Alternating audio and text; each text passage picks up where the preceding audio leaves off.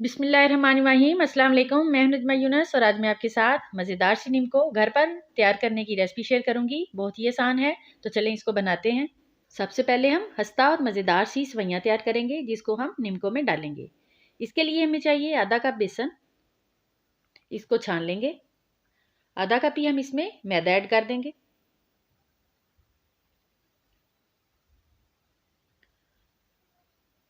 One fourth tea spoon ज़ीरा powder,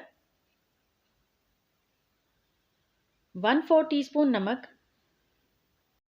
और 2 चुटकी हम इसमें अजवाइन शामिल करेंगे और इसको अच्छी तरह से गूंद लेंगे, जैसे आटे को गूंदा जाता है। ज़्यादा नरम नहीं रखना, बिल्कुल सहज सी डो होनी चाहिए। थोड़ा थोड़ा पानी डालकर हम इसको गूंद लेंगे।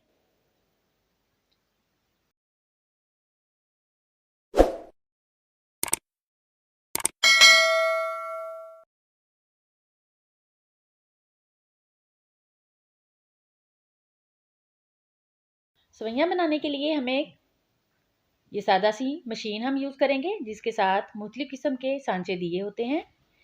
इनसे हम मोटी, पतली और मुख्तलिफ डिज़ाइन की सवैयाँ तैयार कर सकते हैं। इसको नूडल मेकर कहते हैं और ये बाज़ार से मिल जाता है। ये प्लास्टिक बॉडी में भी है और ये मेटल और या स्टील में भी है। इससे बहुत ही अच्छी सवैयाँ तैयार होती हैं।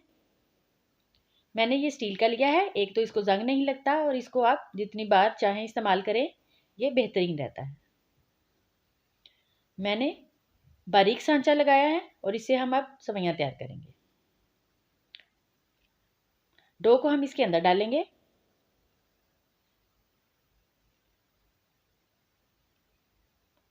और इसको ऊपर से घुमाते हुए बंद करेंगे।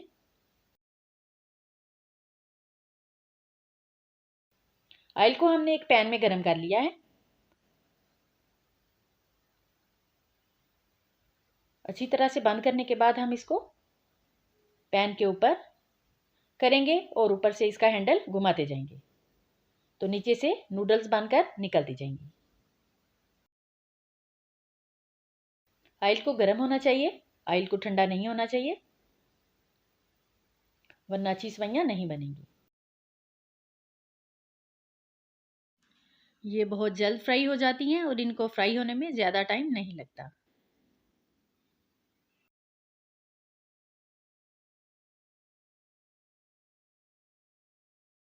सवैयाँ तैयार हो चुकी हैं। अब हम दालें फ्राई करेंगे। माश की दाल हमने आधा कप ली है।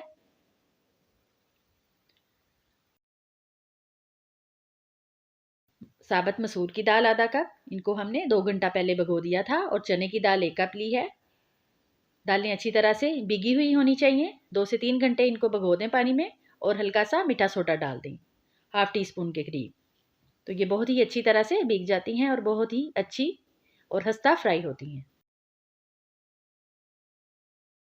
सबसे पहले हम माश की दाल को फ्राई कर रहे हैं। इसके लिए हम एक जाली वाला चमचा इस्तेमाल करेंगे।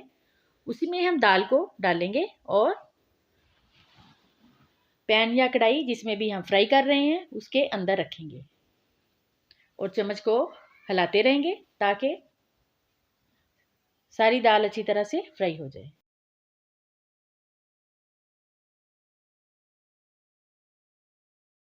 दाल को फ्राई करने के लिए जब गरम गरम ऑयल में डालते हैं तो इसके ऊपर जाग सी आ जाती है। जब जाग अच्छी तरह से ख़त्म हो जाए तो फिर समझ लें कि दाल अच्छी तरह से फ्राई हो चुकी है।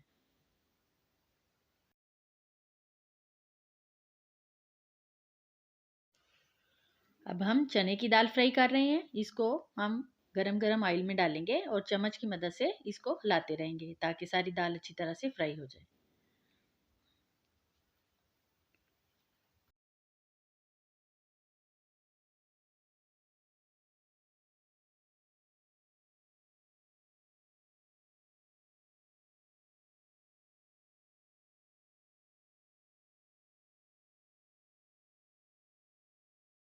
चने की दाल फ्राई हो चुकी है। अब हम इसको निकाल लेंगे और एक प्लेट में टिश्यू बिछाकर उसके ऊपर डालेंगे ताकि एक्स्ट्रा ऑयल उसमें जज़ब हो जाए।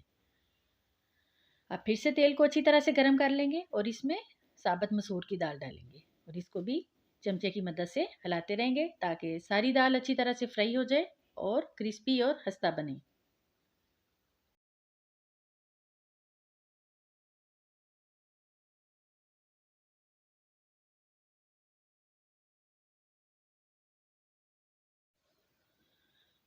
साबुत मसूर की दाल भी बहुत ही अच्छी तरह से फ्राई हो चुकी है और इसके छिलके भी थोड़े खुल से गए हैं।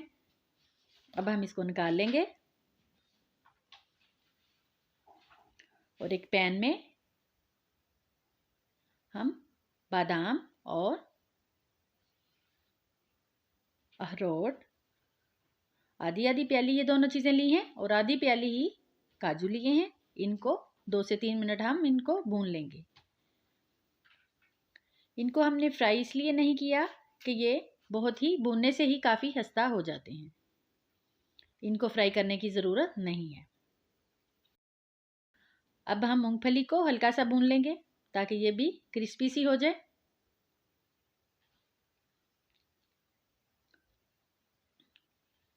आप चाहें तो इनके छिलके भी उतार सकते हैं, लेकिन चाहें तो छिलकों के समेत भी इनको ऐसे ही डाल सकते हैं निमकों में। अब हम एक बोल लेंगे, उसमें चने की दाल डालेंगे, फ्राई की हुई माश की दाल डालेंगे,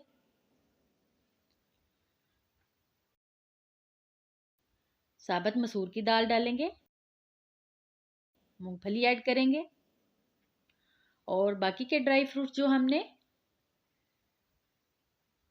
भुने थे वो डालेंगे और सवैयाँ ऐड कर देंगे। चाट मसाला, पेपरिका पाउडर और नमक, इन तीनों चीज़ों को मिक्स करके वो इसके ऊपर डालेंगे अपने टेस्ट के हिसाब से, कम या ज़्यादा जो आप पसंद करें। बहुत ही खस्ता और करारी निम्को तैयार हो चुकी है। किसी जार वगैरह में डाल दें तो इसको जब चाहें इस्तेमाल करें।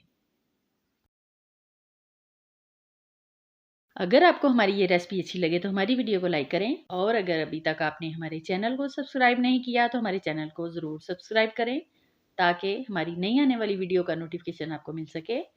अपना बहुत याद रखें, दुआ में याद रखें। फिर मिलते हैं एक बहुत ही मज़े की अच्छी सी रेसिपी के साथ। तब तक के लिए अल्लाह हाफिज़।